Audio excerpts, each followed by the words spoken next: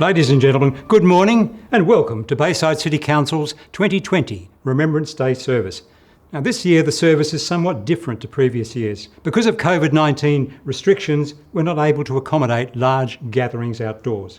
However, we are still able to bring you a video recording of the 2020 Remembrance Day service. This ensures that the tradition of commemorating Armistice Day continues to honour those brave Australians that fought and died for the freedoms that all Australians enjoy, despite the pandemic. I'll now invite Lisa Davidson from the Mayor's office here at Bayside City Council to acknowledge the original inhabitants.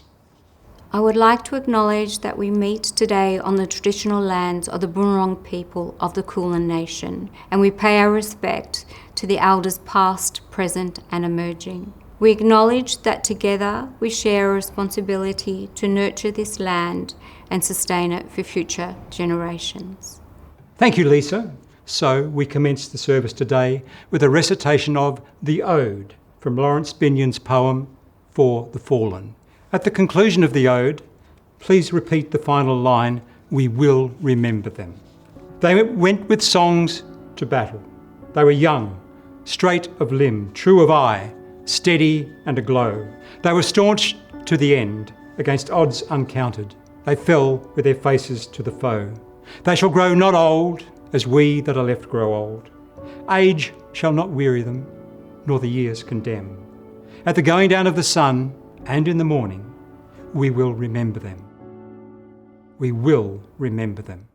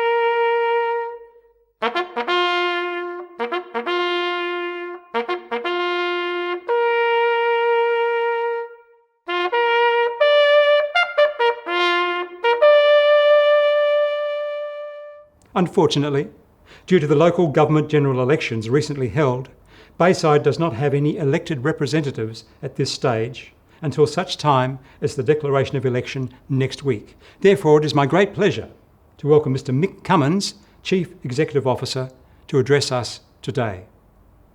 Good morning, ladies and gentlemen, and on behalf of Bayside City Council, I thank you for joining us here today online to commemorate Remembrance Day. It is important that all Australians continue to mark this significant day in history. But of course, our current difficulties are nothing compared to those endured by Australians that fought and lost their lives to preserve the freedom that we enjoy today. Remembrance Day has always been an important day right across Australia to reflect on and honour the service of our country in times of conflict. 102 years ago, on the 11th hour of the 11th day of the 11th month, the 4 long years of World War I were finally over. That day in 1918 marked the end of a conflict that had thrown the world into turmoil and claimed the lives of many thousands of young Australians. The men and women whose names and legacy we remember today endured the darkest of years. We honour their bravery and courage to defend the freedoms we have enjoyed in the years since the guns of World War I fell silent. We gather here today to remember and honour the sacrifice of our servicemen and women. We are indeed thankful for those first Anzacs whose actions established the traditions that as a nation we now hold dear. This year marks the 75th anniversary of the end of the Second World War. We also acknowledge and thank our fellow Australians who served in many wars, conflicts and peace operations since the Great War. World War II, the Korean War, the Vietnam War, the Gulf War in Iraq and Afghanistan.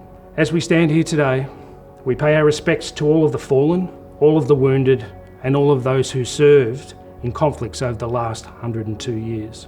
Today, we remember those who volunteered, served, fought and died for our freedom. We thank you and we salute those who made the ultimate sacrifice for our freedom. We will remember you, lest we forget. Thank you to Mick Cummins. Bayside resident Roy McIntosh with his wife Mary will lay a wreath to commemorate World War II. Roy was a Royal Australian Navy able-bodied seaman on a destroyer called the HMAS Napier during World War II. He was actually in Tokyo to witness the final Japanese surrender in early September 1945. Mr. Mick Cummins will also lay a wreath on behalf of the citizens of Bayside City Council. Join me now in the Lord's Prayer. Our Father, which art in heaven, hallowed be thy name. Thy kingdom come, thy will be done on earth as it is in heaven. Give us this day our daily bread, as we forgive our trespasses, and we forgive them that trespass against us. And lead us not into temptation, but deliver us from evil. For thine is the kingdom, the power and the glory, for ever and ever. Amen. Tim Wilson MP can't be with us today as he's in Canberra, but he will now read John McCrae's World War I poem In Flanders Fields. Thank you, Neil. In Flanders fields the poppies blow, between the crosses, row on row, that mark our place, and in the sky the larks, still bravely singing, fly, scarce heard amid the guns below. We are dead, short days ago. We lived, felt dawn, saw sunset glow, loved and were loved, and now we lie in Flanders field. Take up our quarrel with the foe. To you from failing hands we throw. The torch, be yours to hold it high. If ye break the faith with us who die, we shall not sleep, though poppies grow in Flanders fields. Ladies and gentlemen, another welcome face on such occasions is Hayley Davis, who will lead us in the national anthem. Australians, oh, let us rejoice, for we are young and free, with golden soil and wealth for toil. Our home is good by sea. Our land abounds in nature's gifts of beauty rich and rare. In history's page, let every stage advance Australia fair. In joyful strains and let us sing, advance Australia